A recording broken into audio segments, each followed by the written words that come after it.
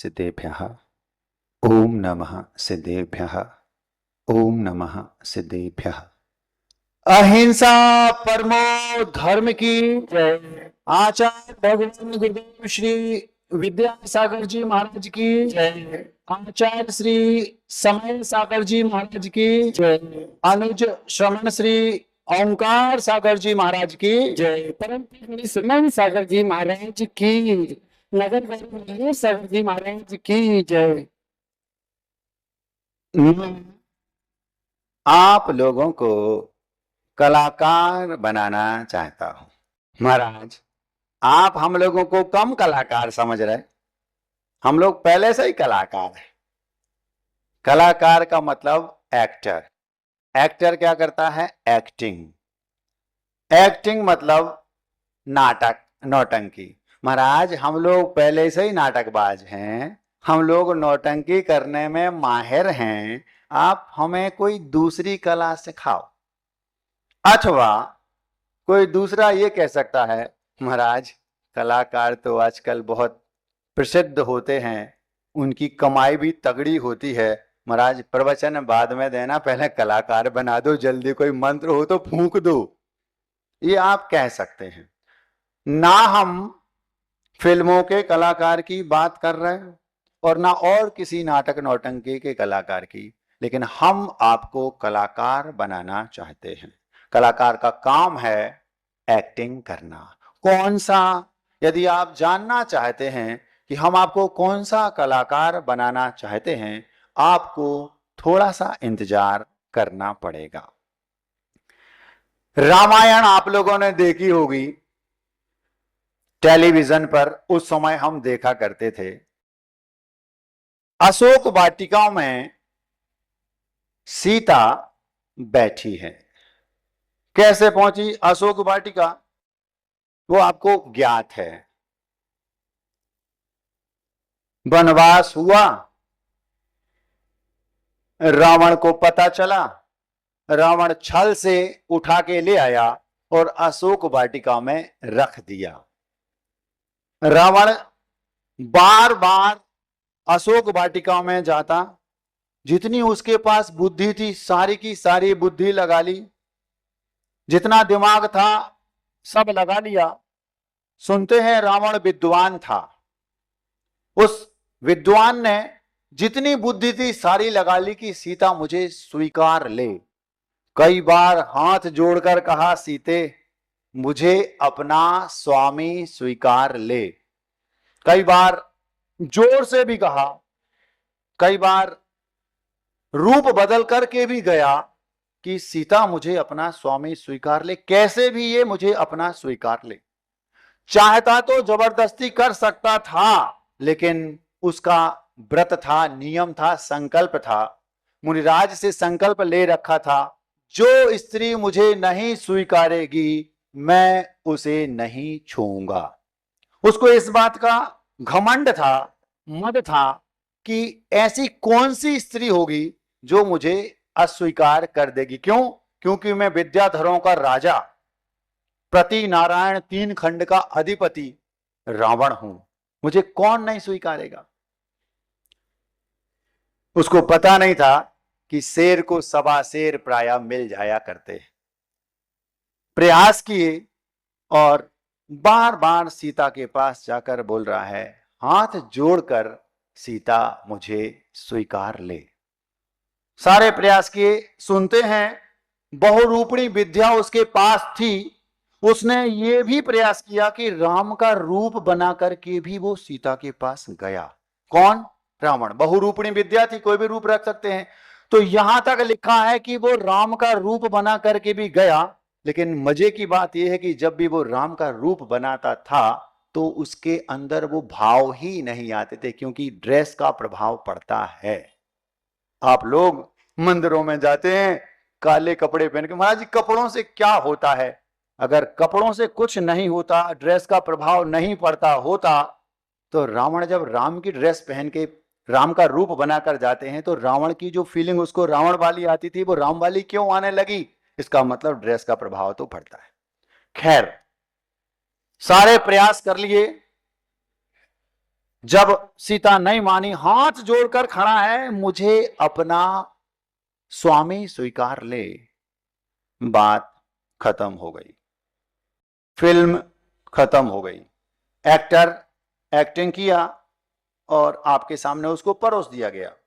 कितनी सीन हमें अपने दिमाग में रखना है। सीता अशोक वाटिका में बैठी है और रावण कह रहा है मुझे अपना स्वामी स्वीकार ले, हाथ जोड़कर। फिल्म खत्म। अब हम दूसरी फिल्म की ओर देखते हैं। एक एक्टर अपने एक जीवन में कई फिल्में बनाता है। किसी फिल्म में जो इस फिल्म में उसकी हीरोइन है, अगले फिल्म में वो उसकी पत्नी अथवा बहन अथवा बिटिया अथवा मां, कुछ भी हो सकती है। एक फिल्म खत्म हो गई, सीता अशोक वाटिका में बैठी है, रावण पहुंच गया, मुझे अपना स्वामी स्वीकार ले। दूसरी फिल्म जो अभी बनी नहीं है, स्क्रिप्ट तैयार है, बनने वाली है, एक्टर वही, एक्ट्रेस वही, अंतर केवल इतना है रावण इस बार बैठा है और सीता खड़ी है, हाथ जोड़े रावण के सामने। सीता बोल रही है मुझे अपना स्वामी स्वीकार लो। अंतर समझ में आया? इतने जल्दी समझ में नहीं आएगा, 3-4 महीने लगेंगे समझाने में हमें। हम संकल्प ले चुके हैं कि 3.5 महीने तो कहीं से जाने वाले हैं ही नहीं, क्योंकि समझाना है आप लोगों को, समझा के जाएंगे। दिवाली तक कहीं भी जाने वाले नहीं है, भगाओगे तो भी नहीं जाएंगे, क्योंकि संकल्प ले लिए, समझा के रहेंगे। पहली फिल्म में सीता अशोक वाटिका में बैठी है, रावण हाथ जोड़े खड़ा है, सीते मुझे अपना स्वामी स्वीकार ले। और दूसरी फिल्म में जो बनी नहीं है, बनने वाली है, कमिंग सून, पोस्टर्स लग चुके हैं बाजार में, आने वाली है कमिंग सून। उस फिल्म में रावण बैठा है, सीता हाथ जोड़े खड़ी है, बोल रही है स्वामी स्वामी, वो सुन नहीं रहे। समझ में आ गया? इतने जल्दी नहीं आएगा। महाराज आप कहना क्या चाहते हैं? हम ये कहना चाहते हैं, जैन दर्शन के अनुसार अभी रावण नरक में है। प्रति नारायण नियम से नरक जाते हैं, क्यों? उनने वैसा काम किया। फिर तीर्थंकर प्रकृति का वो बंद कर चुके, प्रारंभ कर दिया, या अभी नहीं किया, करेंगे भविष्य में। कुछ भवों उस रावण की बुद्धि ठिकाने पर आएगी और तीर्थंकर प्रकृति का बंद करेंगे और भविष्य में वो तीर्थंकर बनेंगे। धातकी खंड में ऐसा ग्रंथों में आया, रावण को भविष्य में तीर्थंकर बनना है। भगवान महावीर स्वामी कोई दूध के धुले नहीं थे। जब वे भील की पर्याय में थे तो अभक्ष का सेवन करते थे। आज कोई क्या है, वो कल क्या हो जाए पता नहीं, कब किसकी बुद्धि ठिकाने आ जाए पता नहीं। उस समय वो भील थे और आज वो भगवान महावीर स्वामी बनकर वेदी पर विराजमान हैं। ऐसा ही वो रावण, गुरुदेव कहते थे, घृणा हमेशा पाप से करो, पापी तो कल सुधर जाएगा। वो वक्त जब गुजर गया तो ये वक्त भी गुजर जाएगा। मतलब हमें पाप से घृणा करना है, पापी से नहीं। क्यों? पापी कब सुधर जाए पता नहीं। कल सप्त व्यसनी था, आज भगवान बन गया। क्या ठिकाना कब कौन क्या बन जाए। आपके देखते देखते आपकी कॉलोनी में कई ऐसे लोग होंगे जो बहुत सज्जन होंगे और आज बिगड़ गए, कई ऐसे होंगे जो बहुत बिगड़े थे आज सुधर गए। हमने अपनी लाइफ में 20 ऐसे देखे हैं। हमारी तो अभी ज्यादा लाइफ नहीं, जो 70-80 के उनने कई देख लिए होंगे। रावण को भविष्य में तीर्थंकर बनना है। समो शरण में रावण तीर्थंकर के रूप में विराजमान है। और मजे की बात, कल नहीं परसों गुरु पूर्णिमा में बताया था कि जैसे गौतम गणधर बिगड़े थे और समो शरण में पहुंचे और सुधर गए और प्रथम गणधर बनने का सौभाग्य प्राप्त किया भगवान महावीर स्वामी का। थोड़ी देर पहले भी खुद को तीर्थंकर मान रहे थे, बाद में लाइन पे आ गए। कौन कब लाइन पे आ जाए कह नहीं सकते। महावीर स्वामी का प्रथम गणधर बनने का सौभाग्य प्राप्त हुआ था गौतम गणधर को। ऐसे ही जब 7-8 भव या और कुछ अगले भवों बाद रावण को तीर्थंकर बनना है, ये ग्रंथों में स्पष्ट तौर पर लिखा। और मजे की बात है, जो सीता थी उसको स्त्री पर्याय का छेद करके अभी वो स्वर्गों में हैं प्रतीन्द्र, वहां से कुछ पर्याय व्यतीत करके उसको भी गणधर बनना है। किसका मालूम? समझ गए? वो रावण तीर्थंकर और सीता गणधर। गणधर के स्वामी कौन? तीर्थंकर। और तीर्थंकर की एक्टिंग कौन करेगा अगली आने वाली फिल्म में? रावण का जीव। और सीता गणधर। वो सीट पर बैठे हैं, ये हाथ जोड़कर बोलते गणधर स्वामी स्वामी, और वो सुन नहीं रही। क्यों? हमने सोचा क्यों नहीं सुन रहे? पिछली फिल्म में तुम हमारी नहीं सुन रहे थे, जब हम अशोका वाटिका में बैठे थे और तुम हाथ जोड़कर बोलते थे स्वामी स्वामी स्वीकार ले, तो वो सुनती नहीं थी सीता। तुमने पिछली फिल्म में नहीं सुना, इसमें हम नहीं सुन रहे। बात समझ में आ गई? बहुत गहरी बात है, अगर समझ में आ जाए तो समझ लो। एक फिल्म में रावण हाथ जोड़े बैठा है, सीता मुझे स्वामी स्वीकार ले, और अगली फिल्म में सीता बार बार हाथ जोड़कर बोल रही स्वामी स्वामी, रावण सुन नहीं रहा। क्यों? बस जिसको ये बात समझ में आ गई उसको जैनिज्म समझ में आ गया। एक एक्टर एक जीवन में हजारों सैकड़ों फिल्में बनाता है, और एक आप भी एक्टर ही हैं। बस अंतर केवल इतना है, आप एक जीवन में केवल एक फिल्म बनाते हैं, अगले जीवन में अगली फिल्म, अगले जीवन में अगली फिल्म। मरण हो गया नरक गए, दूसरी फिल्म बनाओगे नरक में। जैसे वो हॉरर फिल्म होती ना, समझ लो उसके हीरो हो आप। नरक में गए तो स्वर्ग में गए तो एकदम एक नंबर की फिल्म में नई अलग बनाओगे। वहां आपकी जो यहां पत्नी है, हो सकता है वो वहां आपकी मित्र की पत्नी बन जाए, कुछ भी बन जाए। वहां जो आपकी पत्नी, यहां आपकी बिटिया बन जाए, कुछ भी। बस अंतर केवल इतना है, यहां एक हीरो एक जीवन में कई फिल्में बनाता है, और वहां एक जीवन में केवल एक फिल्म बनती। आप जो जीवन जी रहे हो महाराज, ये हमारी माँ, ये हमारी पत्नी, ये हमारा बेटा, ये हमारी बिटिया, ये हमारे मित्र, ये वो, ये इस फिल्म के ये सब किरदार हैं, हीरो हैं। बस गुरुदेव कहते थे जीवन जियो अभिनय की तरह, अभिनय करो जीवन की तरह। अगर आप अभिनय कर रहे हैं, किसी फिल्म में आपको एक्टिंग करने का मौका मिल गया और आप एक्टिंग कर रहे हैं, जिस किरदार को आप निभा रहे हैं, अगर आप सफल एक्टर बनना चाहते हैं तो आपका कर्तव्य है आप उसमें डूब जाएं। अगर आप उस किरदार में डूब गए, आप सफल एक्टर कहलाएंगे। तो अगर फिल्म में काम करने का मौका मिले, अभिनय करने का मौका मिले, ऐसे करो जैसे हम जीवन जी रहे हों। जीवन, अभिनय करो जीवन की तरह, और यदि हम जीवन जी रहे हैं तो इसको जियो अभिनय की तरह, जैसे हम एक्टिंग कर रहे हैं। बस एक हमने टीवी शो देखा था बहुत पहले, आज से 25 साल पहले, लगभग 30 साल पहले देखा होगा। उस समय एक फौजी करके एक सीरियल आया था, फौजी। शाहरुख खान एक एक्टर है, वो उस समय उसका वहां से प्रारंभ हुआ था, शुरुआत की थी उसने वो ऐसी एक्टिंग करता था, शुरुआत में ही हम लोग जब उस उम्र में समझ गए थे कि ये बहुत आगे जाएगा। उसकी जो एक्टिंग करने की तरीका था, पद्धति थी, एकदम जिस किरदार को उसको दिया गया था वो डूब जाता था उसमें। तो हम उस समय समझ में आ गया था लोगों को कि ये बहुत आगे जाएगा। और आज आप देख लो वो आगे क्यों, वो अभिनय करता था जीवन की तरह। जो किरदार मुझे दिया जाएगा मैं उसमें डूब जाऊंगा, वो सबसे सफल एक्टर कहलाता है। तो यदि आपको एक्टिंग करने का मौका मिले, उसमें डूब जाओ, आप सफल हो जाओगे। और यदि जिंदगी में सफल होना है तो जो जीवन आप जी रहे हैं उसको आप ये मानो मैं एक्टिंग कर रहा हूं। बस महाराज पत्नी अच्छी नहीं है, पिता अच्छे नहीं है, मेरी माँ ठीक नहीं है, मेरी बिटिया ठीक नहीं है, बेटा ठीक नहीं है, परिजन ठीक नहीं है, घबराओ नहीं, ये फिल्म तुमने इनके साथ साइन की है, ये एक्टर अच्छे नहीं है, इस बार निभा लो, अगली फिल्म में इनको साइन ही नहीं करना।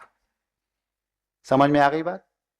एक हीरो के साथ आपने किसी हीरोइन के साथ किसी हीरो ने फिल्म बनाई और फिल्म बनाते बनाते उसको समझ में आ गया सेट पर, यार ये एक स्तरीय व्यक्ति नहीं है, अपने काम का नहीं है, अगली फिल्म में उसको लोगे नहीं लोगे, क्यों? उनके साथ फिल्म ही नहीं बनानी। कई ऐसे हीरो हैं जिनने दिमाग में फिट कर रखा है, इनके साथ मुझे कोई फिल्म नहीं बनानी। 7-8 हीरो मेरे दिमाग में आ रहे हैं, उनकी हमने उस हीरो के साथ कभी कोई फिल्म देखी, क्यों? वे उनके साथ बनाते ही नहीं थे, हमें बनाने नहीं इनके साथ। महाराज बहुत परेशान है, घर में पत्नी ठीक नहीं है, कोई कहता पति ठीक नहीं है, तो ये 35 टुकड़े करके फ्रिज में रख दिया, सेल्फी के बहाने धक्का दे दिया, ये सब ना करो। क्यों? कर्म है, पूर्व के हैं, भोगना पड़ेगा। इसको ये मान लो हमसे फिल्म गलती से साइन हो गई, अब इसकी पगार हम ले चुके हैं, ये फिल्म तो साइन हो गई, पूरी करना है, जैसे तैसे समता से इसको कर लो, अगली फिल्म में हम इन एक्टर्स के साथ फिल्म साइन नहीं करेंगे। मतलब क्या कहना चाहते हैं महाराज? मतलब हम ये कहना चाहते हैं आपका जो जीवन है वो एक नौटंकी अभिनय है बस। अगर आपको सुखी रहना है, आनंद का जीवन जीना है, एक एक्टर और एक विलेन एक फिल्म में दोनों लड़ रहे हैं, कैमरा, लाइट, एक्शन, म्यूजिक, जो कुछ भी सब चल रहा है, और धीरे से उसने कहा कट कट कट, बस वे दोनों अभी वहां कॉलर पकड़ रहे एक दूसरे की, 5 मिनट में एक टेबल पर बैठे और चाय पी रहे एक साथ। क्यों? फिल्म कर रहे थे, हम फिल्म बना रहे थे, कैमरा लगा था। बस यही समझो, घर में हम हैं, पड़ोसी है, या घर में किसी से कोई विवाद हो भी गया मान लो, 5 मिनट बाद आप लोग ऐसे बैर बांध लेते हैं, जिंदगी भर चलेगा, भाव भाव तक। क्यों? कमठ जैसा पार क्यों चलेगा? क्योंकि हमने उस जीवन को जीवन जैसा जिया, जीवन को अभिनय जैसा जीते। जैसे ही कैमरा हटा, कोई बात नहीं, हम तो फिल्म बना रहे थे, एक साथ चाय पियो, एक कॉफी पियो, एक टेबल पर बैठकर। क्यों? वो हीरो हम विलेन है, हाँ वो फिल्म में हैं, हो सकता है अगली फिल्म में हम हीरो हो, वो विलेन हो। समझ में आ रही बात? जो आपकी पत्नी है, इस भाव की पत्नी है, वो अनंत भवों तक की नहीं है। अगर वो अच्छी है, अगली फिल्म उसके साथ फिर बना लेना, अच्छी नहीं है कोई बात नहीं, टेंशन का कोई काम नहीं। ये सोचो हम फिल्म बना रहे हैं, कितने भी आपके दुश्मन वो उस फिल्म में हो, फिल्म में भी सब एक, जैसे ही कैमरा हटा सब एक साथ बैठकर एक साथ चाय पीते हैं, कॉफी पीते। क्यों? हम तो फिल्म बना रहे हैं। अगर आपको अच्छा शांति का आनंदमय जीवन जीना है, सबसे अच्छा उपाय है जीवन को ऐसे जियो जैसे हम फिल्म बना रहे हों बस। क्यों? क्योंकि जब रावण और सीता एकदम अपोजिट हो सकते हैं, इस फिल्म में वो कह रहा है हमें स्वामी स्वीकार लो, दूसरे में वो कह रही स्वामी भी सुन नहीं रहे, एक में तुम स्वामी हम सेवक, एक में हम स्वामी तुम सेवक। जब इतना खतरनाक सिस्टम है तो हम क्यों पागलों की भांति एक फिल्म को, एक जीवन को ऐसे जीते हैं जैसे ये जीवन ही है। सुखी रहने का मूल मंत्र है बस जीवन को अभिनय की तरह जियो। आप दुखी रह नहीं सकते। क्यों? क्योंकि कितनी दिन की बात है, बस 70% फिल्म पूरी हो गई, 25-30% बची, इसको और समता से पूरी करो, क्योंकि हम साइन कर चुके थे। अगली में हम चुनिंदा हीरो हीरोइन लेंगे अपने मन के, उनके साथ नई फिल्म बनाएंगे, बात खत्म, टेंशन का काम ही नहीं। बात समझ में आ रही है? बहुत हाई लेवल की बात है, अगर समझ में आ रही, नहीं समझ में आई दूसरे तरीके से समझा रहा है। एक सज्जन थे, सज्जन का नाम जगन्नाथ, अपनी हर फिल्म के हर हीरो का नाम जगन्नाथ। एक जगन्नाथ जी थे, जगन्नाथ जी बहुत धार्मिक, सज्जन, सरल और समतावान व्यक्ति थे। बस उनकी एक कमी थी, पैसे से उनको उतनी प्रीति थी जितनी राधोगढ़ वालों को है। बस एक ही कमी थी, मंदिर आएंगे सब करेंगे, चमड़ी जाए पर दमड़ी ना जाए, पैसा नहीं जा सकता। दुकान से, ग्राहकों से, पैसे से लिप्सा थी।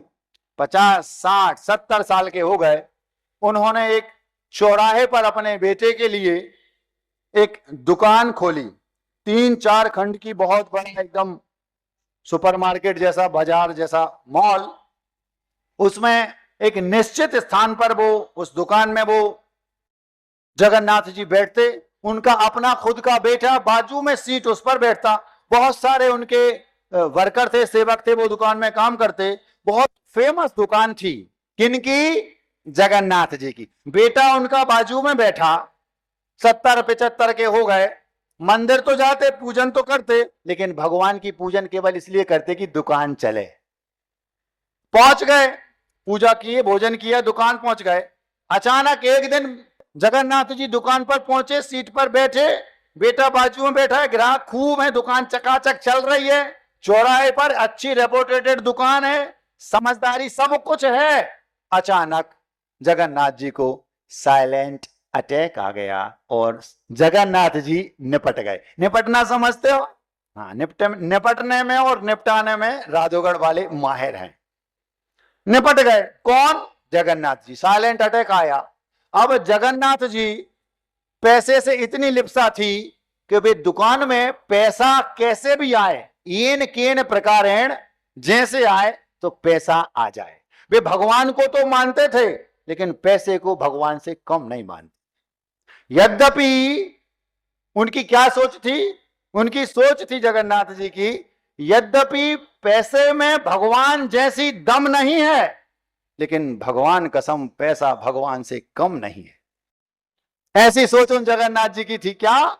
यद्यपि पैसे में भगवान जैसी दम नहीं है, लेकिन भगवान कसम पैसा भगवान से कम नहीं। ऐसी सोच थी। तो उसके लिए वे एक्स्ट्रा इनकम हो, उसके लिए वे कुछ उल्टे सीधे काम, मतलब मायाचारी भी कर लेते थे। जैसे आप लोग घी की कह के तेल चुपर रहे, जैन साहब तुम चौका कर रहे, समझ रहे? ऐसा हाल उनका था। घी की कह के तेल चुपर रहे, जैन साहब तुम चौका कर रहे, ये सिस्टम उनका था। तो मायाचारी करते थे। माया से, मायाचारी करने से त्रियंच योनि गति का, आयु का गति का बंद होता है, आश्रय होता है, मतलब हम अगले भाव में त्रियंच बनेंगे।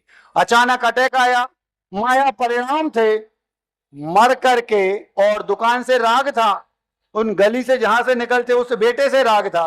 तो वे साइलेंट अटैक आया। अभी बेटे को ये पता नहीं कि दादा है कि निपट गए, और दादाजी दुकान के सामने किसी अन्य जैनेतर व्यक्ति के घर में बकरी के यहां बकरा जन्म ले लिए। कौन? दादाजी। मायाचारी की सो बकरा बने। वहीं क्यों बने? क्योंकि राग था उस स्थान से।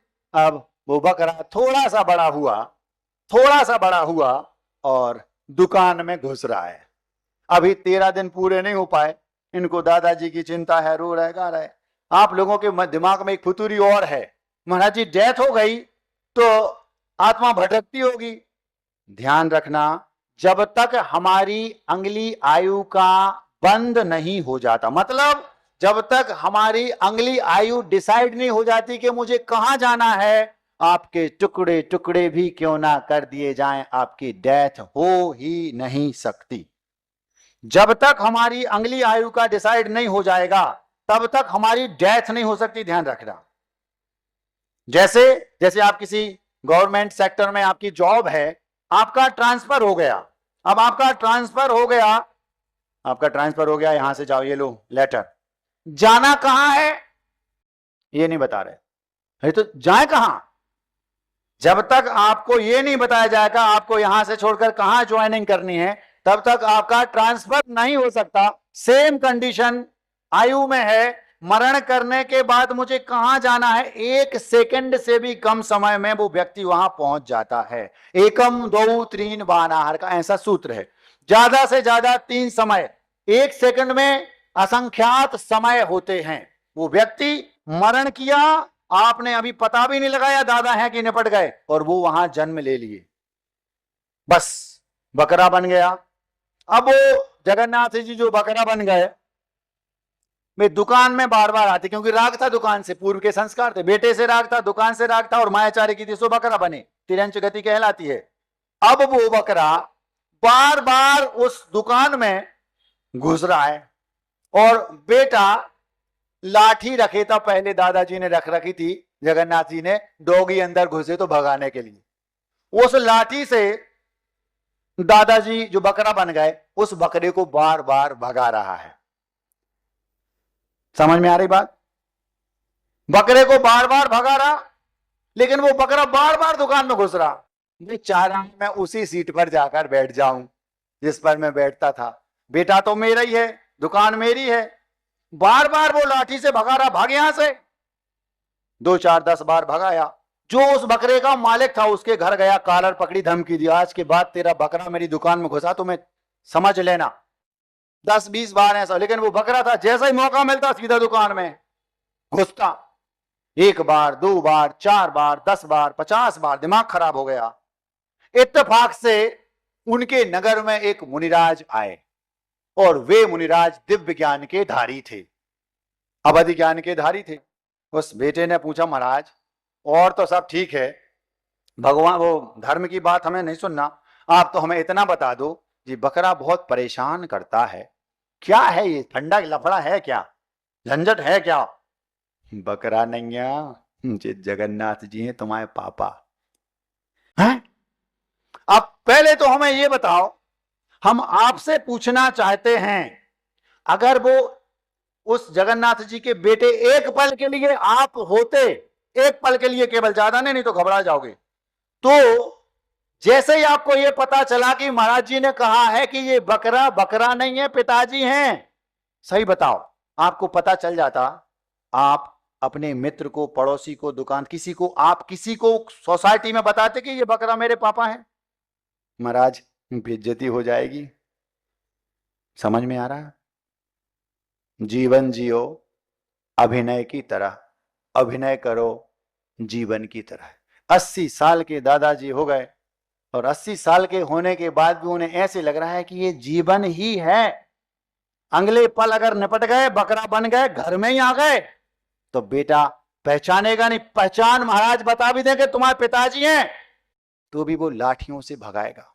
अगर मैं किसी से कह दूं, दुकान के नौकरों से, पड़ोसी से, रिश्तेदारों से, पत्नी से, कल दुनिया को पता चल जाएगा, दुनिया हंसेगी हम पे, हमारी बेइज्जती होगी, क्योंकि पापा के नाम से तो जगन्नाथ एंटरप्राइजेस दुकान पर लिखा है।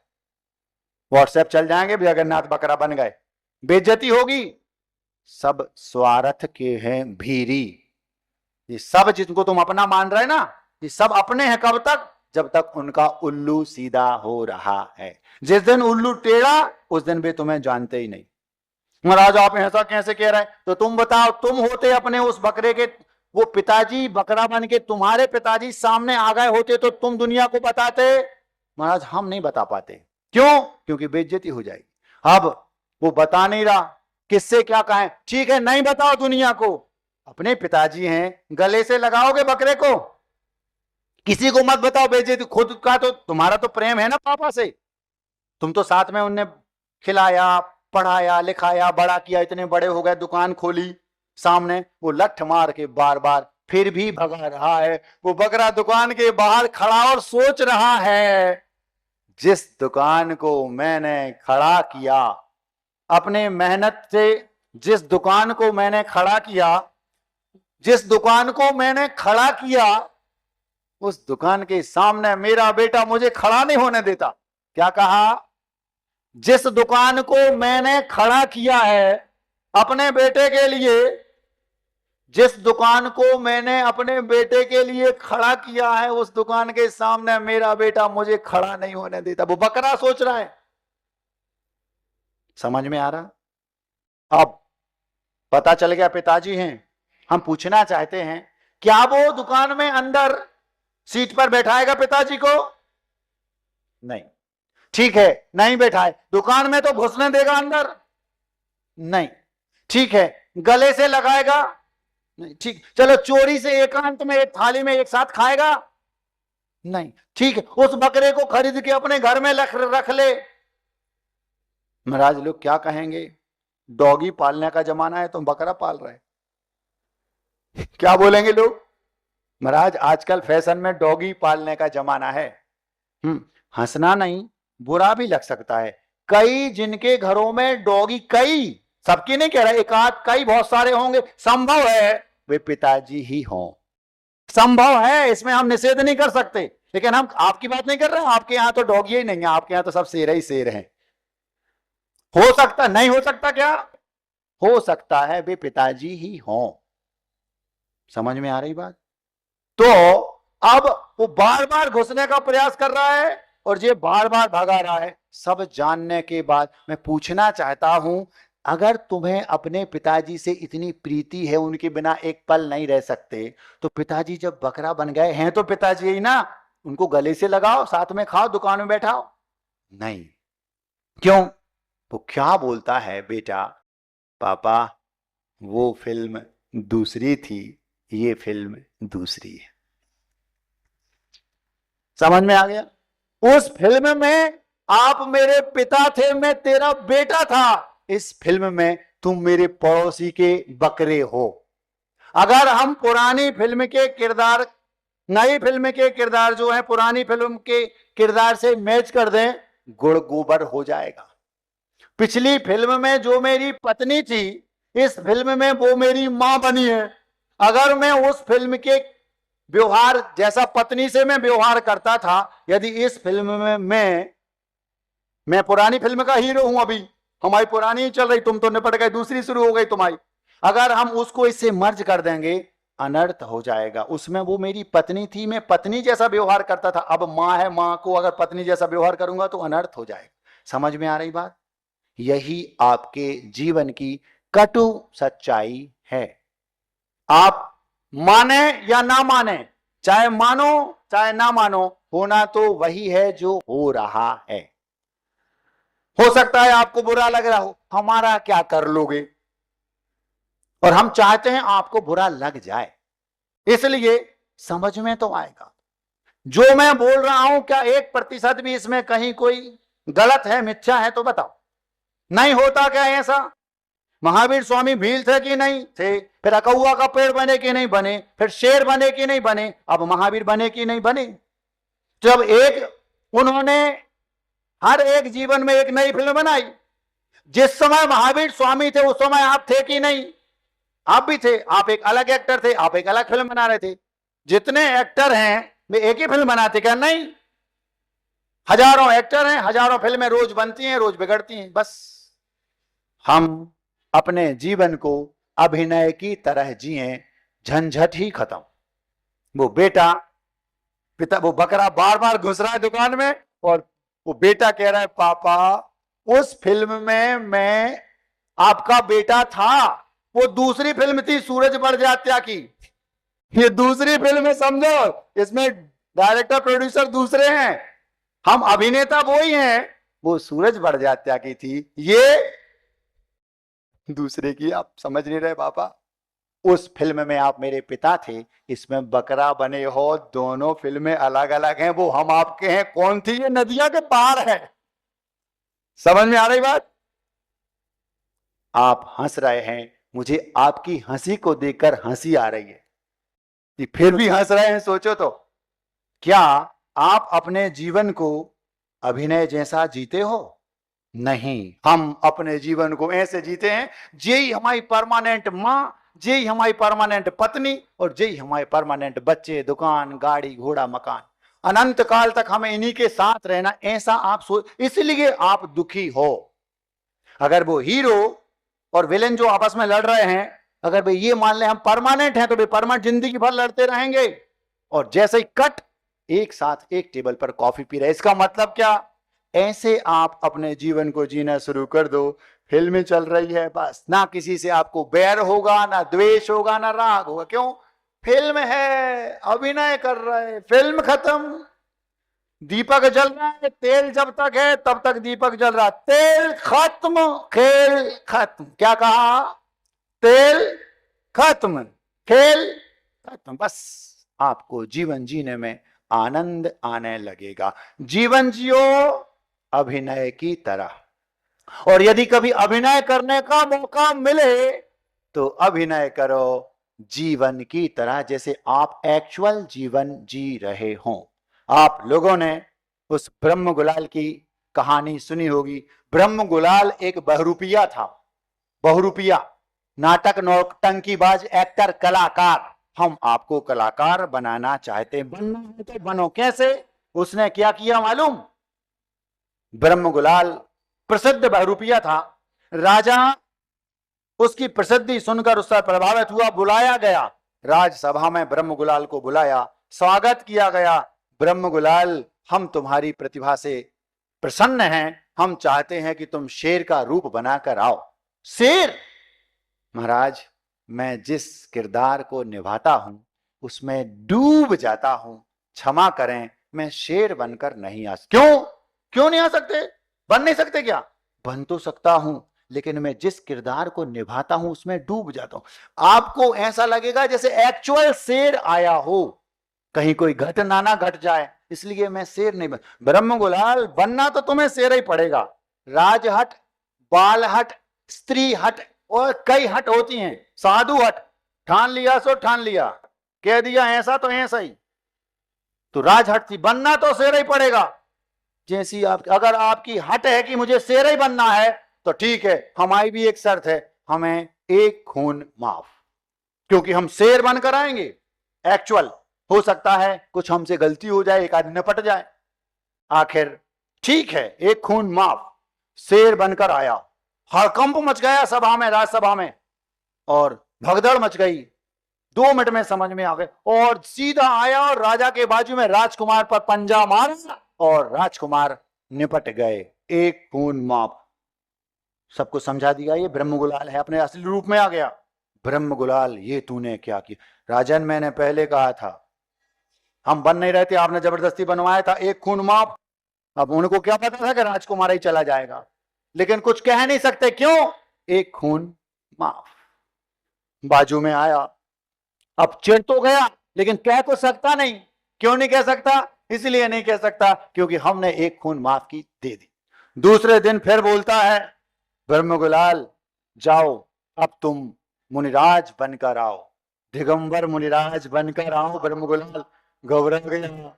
आज तक किसी भी रूप की नौटंकी की जा सकती है, लेकिन ये जो दिगंबर रूप है इसकी नौटंकी नहीं होती। आप महात्मा गांधी पर कई फिल्में बनी होंगी, और भी जितने महापुरुष हुए इन पर कई फिल्में बनी होंगी, लेकिन कभी आपने सुना कि आचार्य विद्यासागर जी पर कोई फिल्म बनी हो, किसी एक्टर ने उनका रोल किया हो, महावीर का रोल किया हो एक्चुअल, जिसमें वो दिगंबर, न्यूड, नेकेड, वेयर हो, दिगंबर हो? कर नहीं सकता। क्यों? इसके लिए एक्टर को दिगंबर निर्ग्रंथ होना पड़ेगा, वो हो नहीं सकता।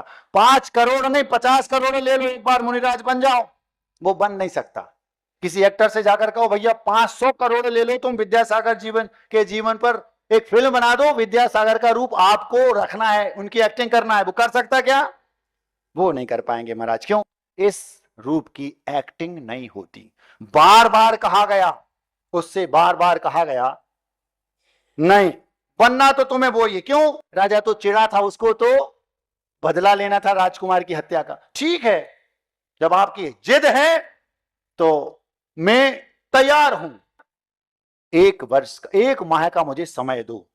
1 माह का समय ले लिया, और 1 माह के बाद उसने 1 माह में पहले जैनिज्म को समझा, ये साधु होते क्यों हैं, कौन होते हैं, क्या है, सबको समझा, और एकदम से उसकी बत्ती अंदर से जल गई। ओ माय गॉड, ये तो अल्टीमेट चीज है। और बस 1 महीने बाद वो साधु बनकर आया। कौन? वो ब्रह्मगुलाल, दिगंबर मुनि है, हाथ में पिच्छी कमंडल। राजसभा में पहुंचा, राजन देख करके दंग रह गया। उसने सोचा वास्तविक मुनिराज आए हैं। खड़ा हुआ, उठा, 7 कदम चला, साष्टांग हुआ, नमोस्तु किया। बाजू में, राजा के बाजू में सिंहासन था लकड़ी का, उस पर बैठाया, पाद प्रक्षालन किए, पूजन की। हाथ जोड़कर राजा बोलता है, भगवान, आपने मेरी कुटिया में आने की परेशानी क्यों उठाई? आप मुझे किसी किंकर के हाथ आदेश भिजवा देते, मैं आपके चरणों में स्वयं आ जाता। कौन कह रहा है? राजा। क्यों? वो राजा हैं और ये महाराजा है। समझ में आ रही बात? जिसके पास सब कुछ है वो राजा, और जिसके पास कुछ भी नहीं है वो महाराजा। आचार्य विद्यासागर जी महाराज महाराजा थे। समझ में आ गया? वो ब्रह्म गुलाल महाराज बन के आया। वो हंसता है, राजन पहचाने नहीं क्या मैं बहरूपिया हूं? ओ ये तो ब्रह्म गुलाल है। क्या एक्टिंग करते हो भाई, गजब, मजा आ गया। अब तुम अपने असली रूप में आ जाओ। कोई एक्टर किसी मुनिराज की एक्टिंग नहीं कर सकता। उसने समझ लिया था राजहट है, अब तो कोई उपाय नहीं, अगर मना कर दूंगा तो राजकुमार के मारने का जो दोष है ना, उसके बदले में ये मुझे अंदर डाल देगा। तो डालेगा इसलिए तुम राजा की आज्ञा नहीं मान रहे, जबकि अंदर से उसको क्या था, राजकुमार की हत्या का बदला तो बनना तो पड़ेगा। 1 महीने में उसने जैनिज्म को समझा और दीक्षा ले ली और पहुंचा। राजा अब बोलता है, मैं तुमसे ब्रह्म गुलाल प्रसन्न हूं। गजब की एक्टिंग करते हो भाई, हमें बहुत प्रसन्नता है, तुमने हमारी मन की जो बात थी उसको पूरा कर दिया, हम बहुत प्रसन्न हैं, अब तुम अपने असली रूप में आ जाओ। बस जैसे ही ब्रह्म गुलाल ने सुना, ब्रह्म गुलाल बोलता है, राजन आज तक मैंने जीवन में हजारों रूप रखे, जितने रखे वे सब डुप्लीकेट थे, पहली बार तो मैं अपने वास्तविक रूप में आया हूं और तुम कह रहे हैं असली रूप में आया। यही असली रूप है। और सदा सदा के लिए वो ब्रह्म गुलाल सदा सदा के लिए मुनिराज बन गए, फिर वापस कभी डुप्लीकेट रूप में नहीं आए। चूड़ियों का एक देश है, नगर शहर फिरोजाबाद, वहां पर उन ब्रह्म गुलाल मुनि की निषद्दिका समाधि स्थल आज भी बना है, कभी आप जाएं तो देख लेना। इसको बोलते हैं जीवन जियो अभिनय की तरह है, और अभिनय करने का मौका मिले तो करो जीवन की तरह। समझ में आ गया? जीवन जियो अभिनय की तरह, और अभिनय करो जीवन की तरह, जैसे मैं एक्चुअल जीवन जी रहा हूं। आप लोगों का समय हो गया, बस आपको इतना याद रखना है, अशोक वाटिका में सीता बैठी है, रावण हाथ जोड़कर खड़ा है, कह रहा है मुझे अपना स्वामी स्वीकार ले। फिल्म समाप्त।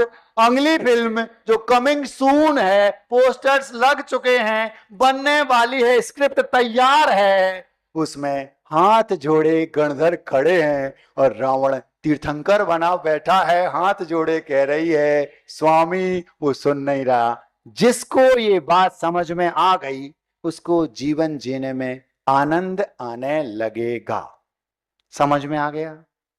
हमने एक शो देखा था कपिल शर्मा का, आज से 20-25 साल पहले, 20 साल पहले देखा होगा।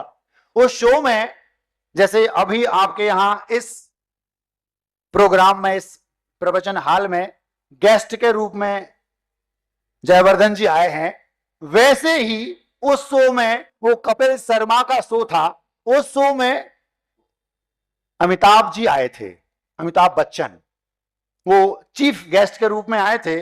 मैंने वो शो अपनी आंखों से देखा। अब तो हम लोग वो शो देख नहीं सकते, उस समय हम लोग मेला देखने जाया करते थे, आज तो अपना ही मेला है। हमने अमिताभ जी का वो शो देखा, कपिल शर्मा का शो था, उसमें अमित जी आए और वो बैठे हैं, गेस्ट के रूप में आए थे। एक चंदन नाम का और एक कलाकार था, वो उसमें था। तो अचानक वो विदूषक का काम कर रहा था। विदूषक मतलब हंसाने वाला, मतलब आप लोग उसको जोकर भी बोल सकते हैं। क्या बोलते हैं आप लोग? जोकर। तो वो जोकर बना था चंदन, और कपिल शर्मा का शो था, अमिताभ जी बैठे हैं। तो इसने कुछ बात की, ये तो विदूषक था हंसाने वाला, तो ये बोलता है अमित से तू करके, इसने कुछ बोल दिया। अब अमिताभ बच्चन को कोई तू बोल दे, जैसे ही तू बोला वो खड़े हुए, बीच शो में खड़े हुए और जाने लगे शो छोड़कर। तो कपिल बोलता है सर क्या हो गया, ये तू करके बात कर रहा है? तो वो क्या बोलता है, कपिल बोलता है, कपिल शर्मा, सर माफ करना सर, ये उसका कैरेक्टर है, मतलब उसका किरदार है, उसमें उसका काम ही ये है, हंसाना, विदूषक का काम करना, जोकिंग करना, तो सर उसका किरदार है। जैसे ही कपिल शर्मा ने ये कहा सर ये उसका किरदार है, ये उसका कैरेक्टर है, तो अमिताभ बच्चन ने क्या गजब का जवाब दिया। तुरंत अमिताभ बच्चन बोलते हैं माफ करना, कैरेक्टर मेरा भी है। समझ में आ गया? सब लोगों को समझ में नहीं आएगा, जैसे ही बोला सर ये इसका कैरेक्टर है, तो वो बोलता है माफ करना कैरेक्टर मेरा भी है। एक कैरेक्टर का मतलब वहां पर किरदार, और एक कैरेक्टर का मतलब हमारा जो जीवन चरित्र है वो। कहने का मतलब क्या, एक व्यक्ति आज इतना सफल क्यों है, इसलिए क्योंकि हमने आपसे कहा था अभिनय करो जीवन की तरह। अगर कभी आपको फिल्म में साइन करने का मौका मिले तो ये सोचो मैं जीवन जी रहा हूं, उसमें डूब जाओ, ब्रह्म गुलाल उस फौजी के, शाहरुख की तरह, अमिताभ की तरह। इसलिए ये लोग सफल हैं, क्यों, ये अपने कैरेक्टर में डूब जाते हैं। तो जीवन जियो, अभिनय करो जीवन की तरह। और यदि कभी, और जो हम नॉर्मल लाइफ जीवन जी रहे हैं इसको अभिनय जैसा जियो। हम तो एक फिल्म बना रहे हैं बस। इस जीवन में मेरी माँ, मेरी पत्नी, मेरे भाई, मेरे मित्र, ये सब मेरे इस फिल्म के हीरो हैं। अगर अच्छे हैं अगली फिल्म में हम इनको फिर साइन करेंगे, अगर अच्छे नहीं हैं इस हीरोइन के साथ में अगली फिल्म कभी नहीं बनाऊंगा, ब्लैक लिस्ट में डाल दो उसको। समझ में आ गया। एक हीरो अपने जीवन में सैकड़ों फिल्में बनाता है, आप अपने जीवन में केवल एक फिल्म बनाते हैं। जो आप जी रहे हैं वो आपकी एक फिल्म है। इसके बाद मर करके, हमने आपको अब भी बताया, पिताजी बकरा बन गए, बेटा पहचानने से इंकार कर रहा। महाराज ने बता दिया तुम्हारे पिताजी, तब भी नहीं मान रहा, जान करके भी। क्यों, वो कह रहा है पापा पिछले फिल्म में तुम पिताजी थे, ये नई फिल्म है, दोनों को मर्ज मत करो, गड़बड़ हो जाएगा। समझ में आ गई बात। आज के लिए हम इतना पर्याप्त समझते हैं। अब हम मिठाई आपको खिला देते हैं, फिर हम आगे की बात करेंगे।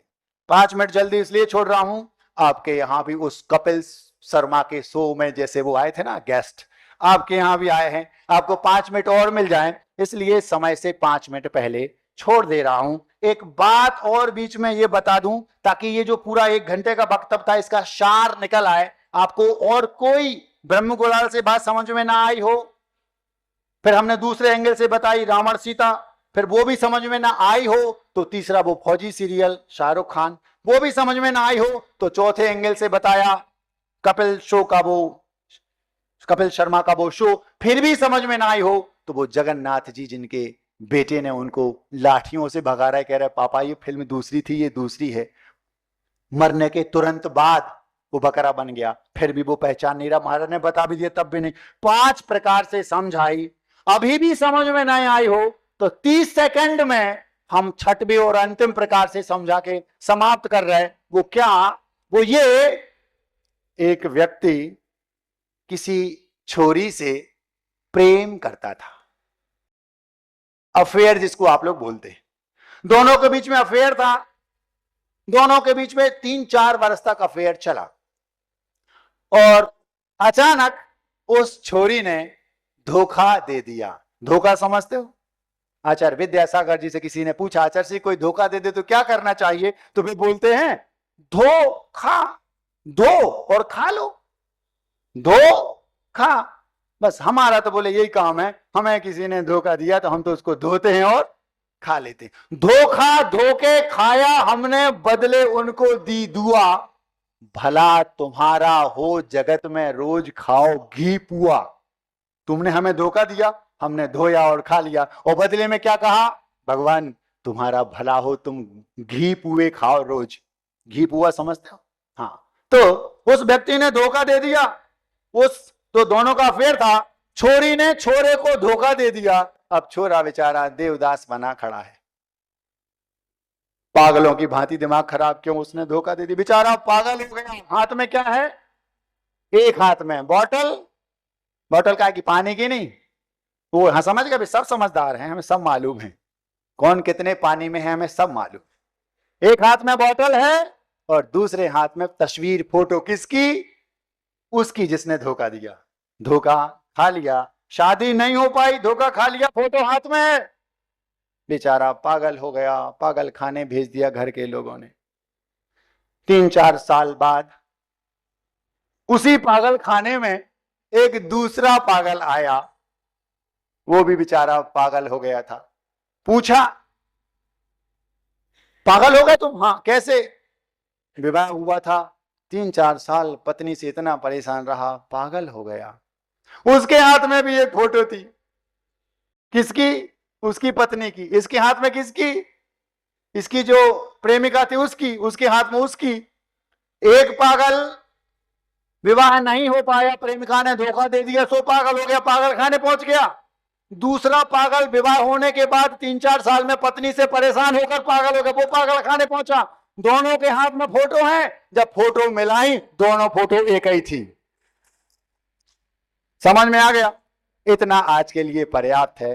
पागलों, पागल मत बनो, जीवन को अभिनय जैसा जियो, क्योंकि बर्बाद हो जाओगे नहीं तो। अनादिकाल से अभी तक यहां तक आ गए, अभी भी आगे और यही होने वाला है। समझो, हमने सोचा उस पागल के किस्मत में पागल होना तो लिखा था, ये तो पक्का है। अगर शादी हो जाती तो उसी से वो पागल हुआ दूसरा, तो तुम होते पागल। मतलब शादी नहीं हुई सो पागल हो गया, और शादी हो भी जाती तो 4 साल बाद फिर होती, 4 साल पहले हो गए, होना तो पागल ही था। समझ में आ गई बात? इतना पर्याप्त है।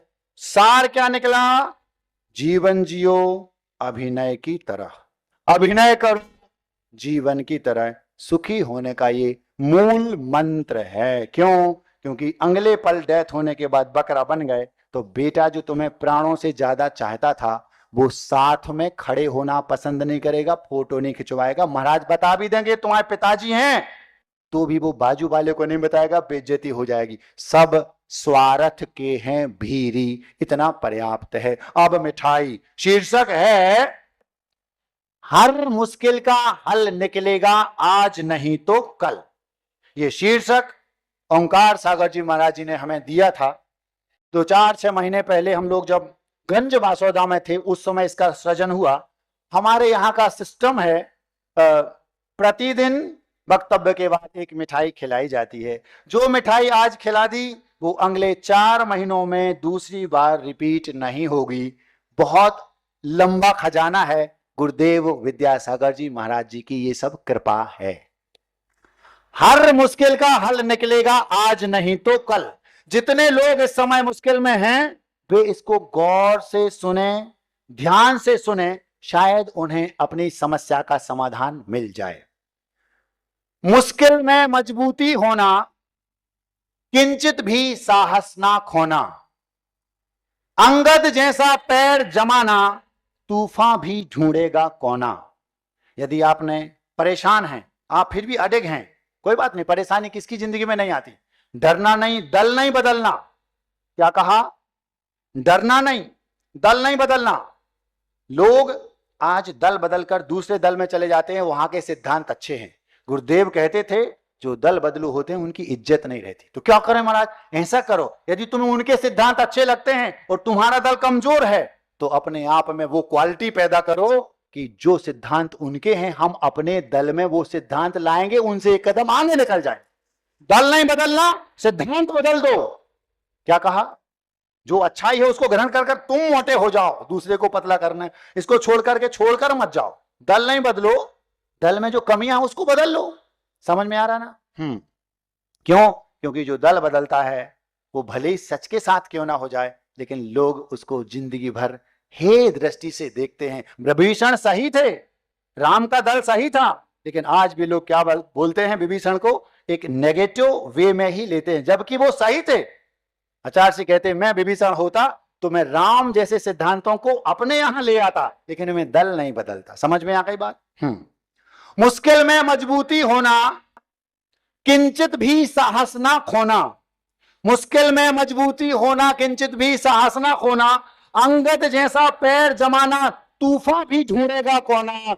जरा जरा सी बात पे पगलो कभी ना बदलो दल, जरा जरा सी बात पे पगलो कभी ना बदलो दल। हर मुश्किल का हल निकलेगा आज नहीं तो कल। मुश्किल ही तो अवसर देती।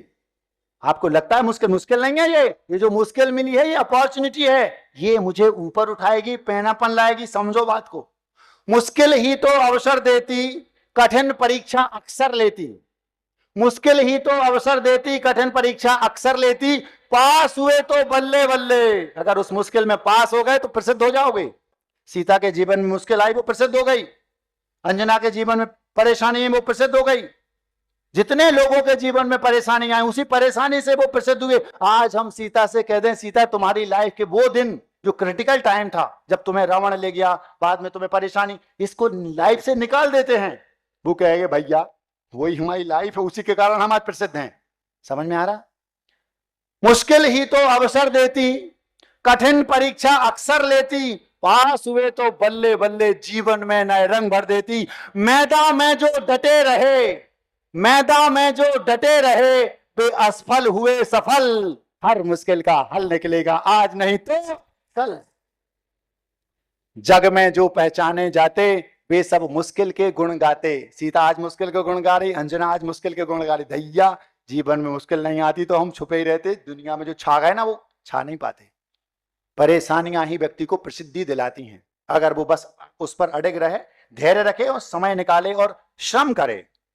जग में जो पहचाने जाते, वे सब मुश्किल के गुण गाते। जीवन में मुश्किल ना आती, छुपे ही रहते, छा ना पाते। जग में जो पहचाने जाते, वे सब मुश्किल के गुण गाते। जीवन में मुश्किल ना आती, छुपे ही रहते, छा ना पाते। कठिन दौर में ही तय होता, कठिन दौर में ही तय होता, नकली कौन असल। कठिन दौर में ही तय होता, नकली कौन असल। हर मुश्किल का हल निकलेगा आज नहीं तो कल। महाराज हमारी मुश्किल बहुत अलग टाइप की है, वो उसका कोई हल नहीं है, ये फालतू बातें हैं, ऐसा होता ही नहीं। ऐसी मुश्किल आज ना पहले, जिसका कोई हल ना निकले। दुनिया में ऐसी मुश्किल है ही नहीं जिसका कोई हल ना हो। ऐसी मुश्किल आज ना पहले, जिसका कोई हल ना निकले। धैर्य रखो, श्रम करो, समय दो, युक्ति से लोहा भी पिघले। अगर आपके पास मुश्किल में पड़े हैं, धैर्य रखो, श्रम करो, समय दो, युक्ति लगाओ, दिमाग लगाओ और धैर्य रखो। रजाई में घुसकर नहीं, बाहर मेहनत करो, दिमाग लगा के श्रम करो तब। ऐसी मुश्किल आज ना पहले, जिसका कोई हल ना निकले। धैर्य रखो, श्रम करो, समय दो, युक्ति से लोहा भी पिघले। पीछे भीड़ लगेगी, बस आगे बढ़ करो पहल। पीछे भीड़ लगेगी, बस आगे बढ़ करो पहल। हर मुश्किल का हल निकलेगा आज नहीं तो कल। महाराज क्या करें, बहुत परेशान हैं आप, रास्ता बताओ, करें क्या? ऐसा कुछ तुम भी कर डालो, ऐसा कुछ तुम भी कर डालो, मुश्किल को मुश्किल में डालो। ऐसा कुछ तुम भी कर डालो, मुश्किल को मुश्किल में डालो। मुश्किल आकर खुद हल पूछे, भीतर ऐसी आग जला लो। आप अगर मुश्किल में पड़ गए, आप मुश्किल में पड़ गए तो अपने अंदर इतना ऐसी आग जलाओ कि वो मुश्किल आपके पास आकर परेशान हो जाए और आपसे कहे भैया मुझे आपसे पिंड छुड़ाना, एक बार मुझे क्षमा कर दो, मैं आपके आसपास भी नहीं भटकूंगी। कौन कहे? वो मुश्किल आपसे कहे। इतनी अपने अंदर क्वालिटी पैदा कर लो, मुश्किल आपके पास आने में डरे और हाथ जोड़कर बोल रही मुझे एक बार बस दूर भगा दो, मैं कभी आपके आसपास भी नहीं आऊंगी। ऐसा कुछ तुम भी कर डालो, मुश्किल को मुश्किल में डालो। मुश्किल आकर खुद हल पूछे, भीतर ऐसी आग जला लो। मुश्किल को धमकी दो, आगे संभल संभल कर चल, हमसे ना भिड़ियो। किसको धमकी दे रहे आप? मुश्किल को। ऐसा कुछ तुम भी कर डालो, मुश्किल को मुश्किल में डालो। मुश्किल आकर खुद हल पूछे, भीतर ऐसी आग जला लो। मुश्किल को धमकी दो, आगे संभल संभल कर चल। हर मुश्किल का हल निकलेगा आज नहीं तो कल। अहिंसा परमो धर्म की